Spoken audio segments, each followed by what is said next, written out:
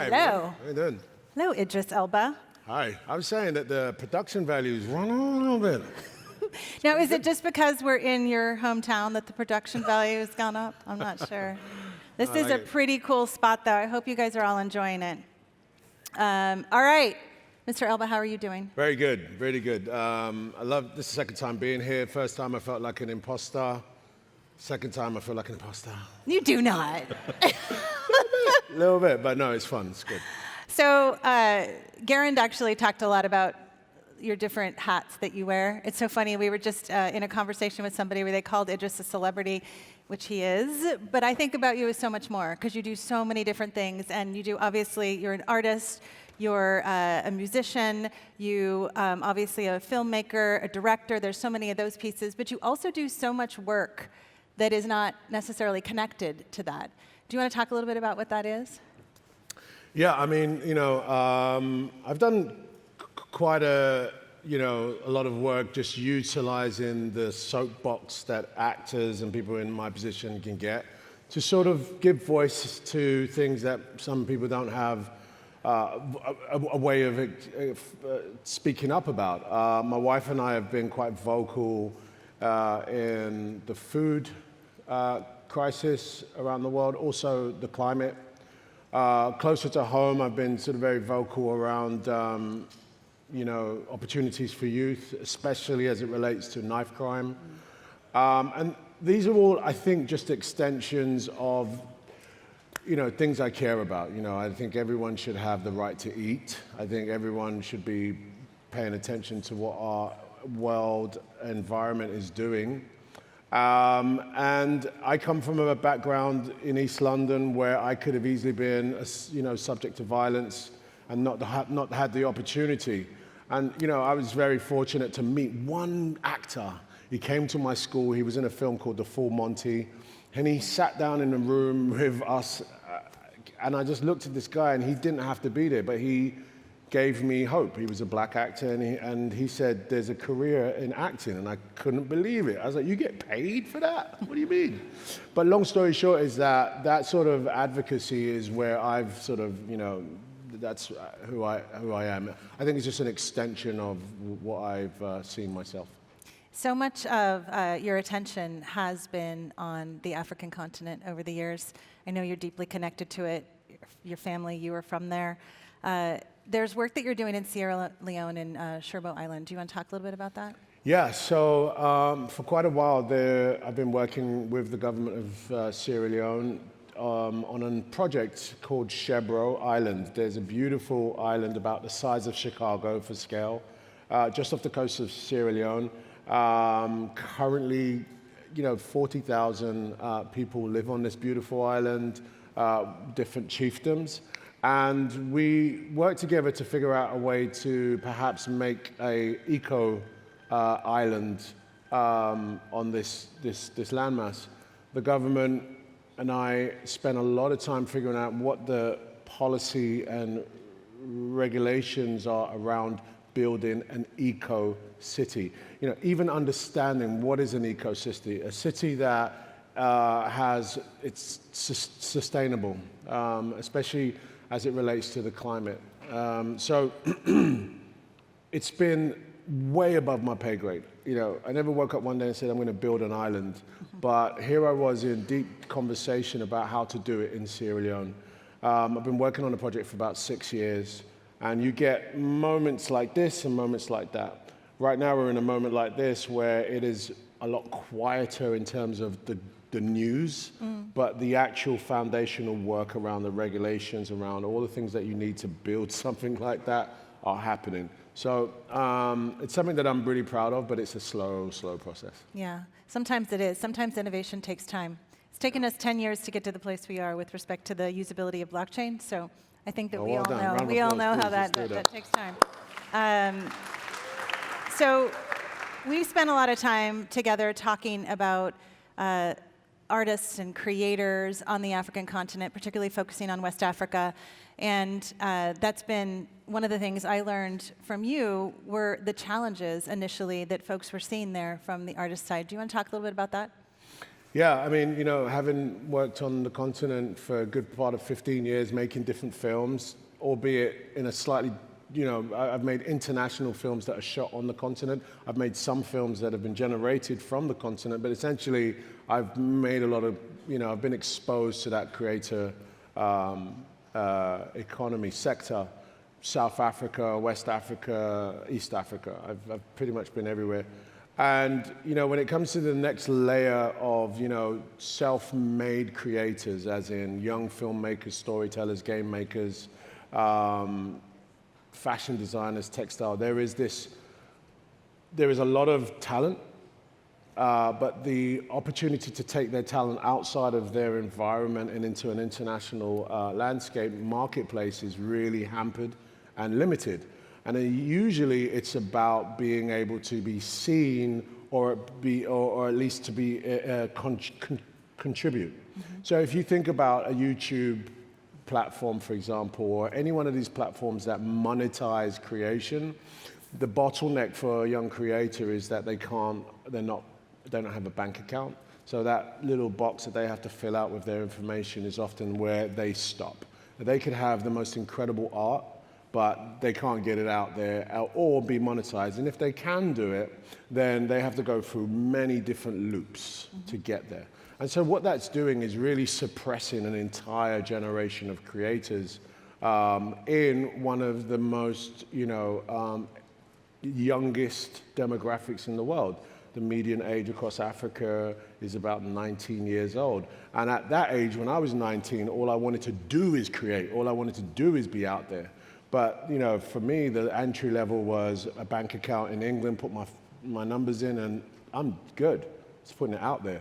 But in certain parts, in certain countries in Africa, it's very, very difficult. So that was something that we identified as what this particular, you know, rail with blockchain is a solution, can be a solution for. One of the things, because I want to get into what we've been building together, but one of the things I heard you say even just a few minutes ago, and I love it, is you talk about the importance of Africans having their own narrative. And I'd love for you to say a little bit about that so that folks can hear why that's important. I mean, you know, it's no secret that often the landscape of Africa, as told by media, news, or whatever, is often skewed in one way. It's like, it's trauma. You know, everywhere in Africa is in conflict. Or the narrative isn't actually told by Africans. Or if Africans have a platform that Africans are watching, it's very quickly shut down. Blah, blah, blah, it goes on. So I think it's really important that Africans, especially the young demographic, having their own mechanism for their culture, for their cultural output, for the news that's given, for the advancements.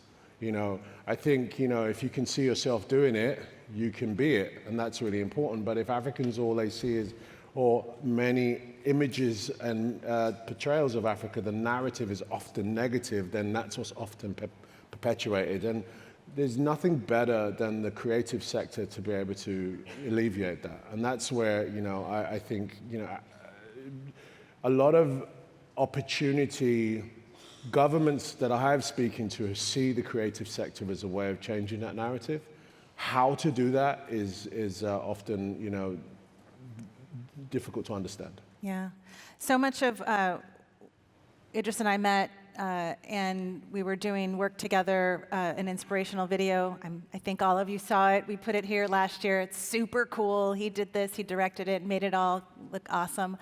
But it was also like what we talked about when we talked about these challenges and then the opportunities with the tech stack. It brought us to sort of where we are today. I don't know, you want to talk about what we're doing today? Yeah, I mean, you know, last year we talked, when we met 2 years ago to make that inspo, you know, it really was just a meeting from a sort of, you know, the Stellar Foundation, what my wife and I were doing, those circles is like, how do we amplify, you know, doing some good work, how do we do that? And I loved what Stellar does as a solution, and so that's how we met. I had no idea that eventually today I'll be able to announce a product that, you know, we've been developing together, which is quite specifically for the creative sector. So, we've talked about this for about a year, but for those of you who build and understand this space, to be able to pilot a project within that year is almost impossible. So I'm really proud to announce that Stella and I, we're launching what is called the Akuna Wallet.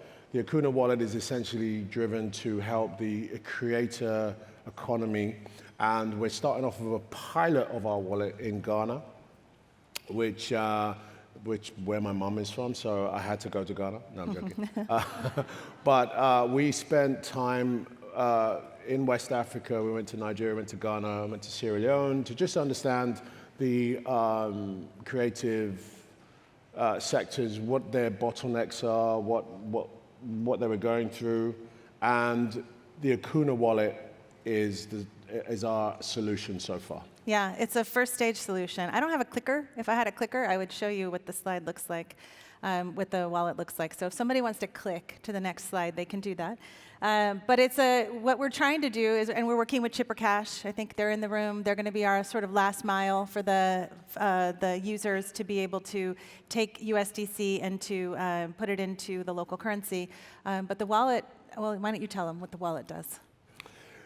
So I guess the wallet is, no, you should tell them because I think you do it better than I do. It's completely not true, but I'm going to do it anyway. So really the challenge that we saw when we went to West Africa was so many creators, and you're going to see some of them on the next panel. They actually were, the biggest issue, and I mentioned it this morning when I talked about Joy, is getting the money, exporting their talent and then getting paid for that. They go through lots of hoops, lots of intermediaries, all those things that this tech stack is set up to get around. And so working with Bridge to be able to create a virtual bank account, and then having the creators be able to just get paid into that bank account, and then Chipper to be able to take it out in the last mile. That's what this wallet does. But nobody needs to understand any of the tech stack. That's the beauty of it. Look at it. It's so pretty. It is very pretty. I think, people get nervous when we say, no one needs to understand the tech stack, but I really don't know how WhatsApp works, and I use it every day. And, I think when we think about the tech stack, of course, when it comes to finances, we all get a little bit like, wait a second. But the truth is, this is a solution-driven opportunity. We think that creators, what we've understood is, just being able to monetize on their product that they put out would be a game changer. It is happening, but like I said, there are lots of loopholes, and the Akuna Wallet is designed to actually try and alleviate those loopholes. It is a wallet, okay? We haven't reinvented the wheel, but the idea is that it is specifically looking towards what the creators are doing.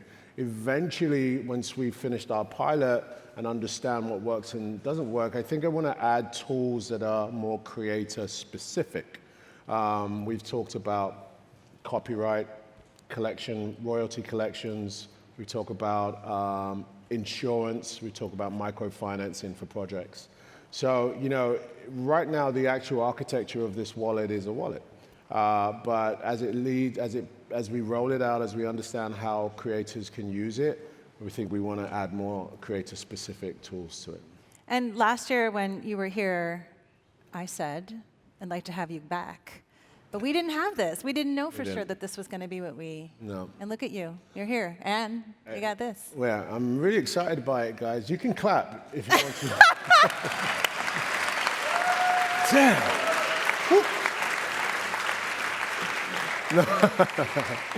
No, I forced that applause, but honestly, really, we are proud of this just because it did take an incredible amount of time to do. We do not think it is the solution for everything, but it's a step in the right direction. And it is a piece of a puzzle, right? Creators being able to change the narrative need output, need studios, need facilities, need all kinds of things, but this is one segment of that puzzle. And your work is much broader in terms of actually thinking about those pieces that you just talked about. The studios, Even we talk a lot about bringing cinema and having more cinemas in Africa. I mean, you think about a lot of these issues. Yeah, I mean, for those of anyone that is working in the creative space, whether in England or in Africa or wherever, you know, it is a vibrant space. There are a lot of creators, and there is a large spectrum of what is considered a creator, from gaming, you know, from writers for books, podcasts, all the way to textiles, fashion designing, and interior designing. You know, a creator economy is huge. And it turns out that in Africa, in lots of Africa, that whole sector is underserved. I think across the continent, there are somewhere like 1,400 cinemas across the entire continent of Africa. And that feels that there's something missing right there. There isn't a single African-owned output. You have MultiChoice, you have Canal Plus. These are not from Africa, but yet still there's a lot of creation that goes onto those platforms.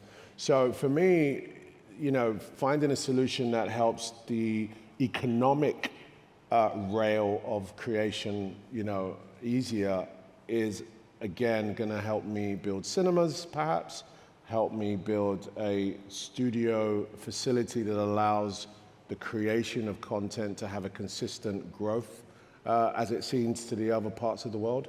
So when you think about India or Korea, you know, they built studios, they built that mechanism to make sure their output was consistently good. And in terms of we've done this, and we're focusing on the creative sector in Ghana. We spent time at the Bank of Ghana. How was that for you, going into the Bank of Ghana? Imposter syndrome.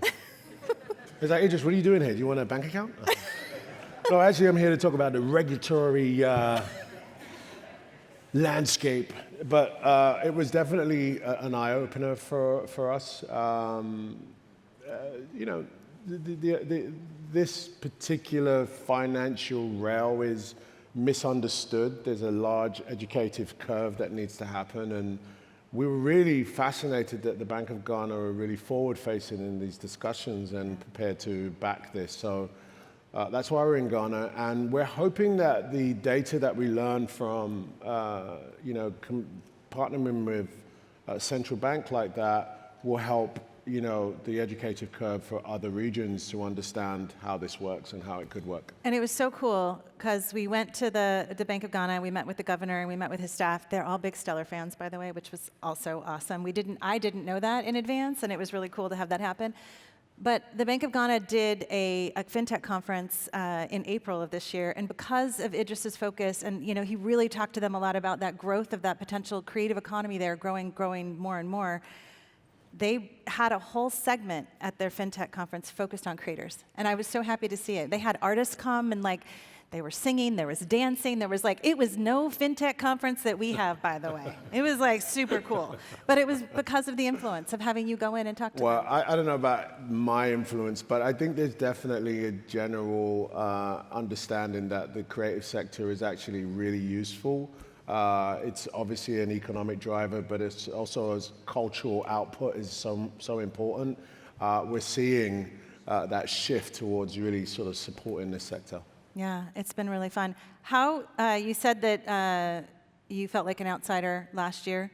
I consider you part of the family here in terms of like really diving into this. It's been super fun to work on this project with you and the team. What do you want to see this project turn into? Okay, if I gave you my 10,000 foot idea, look, you know, Akuna Wallet. Akuna is my middle name, just so you know. I was going to ask you. I wanted you guys all to know why Akuna. Yeah.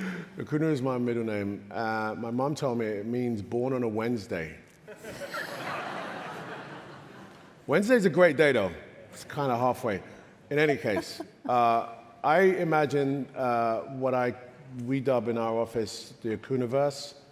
The Akunaverse is an environment that centers around the African creator economy, allowing for not just an environment where creators can fund, ensure, copyright their product, but also distribute. There's no reason why the Akunaverse can't be a digital distribution opportunity as well.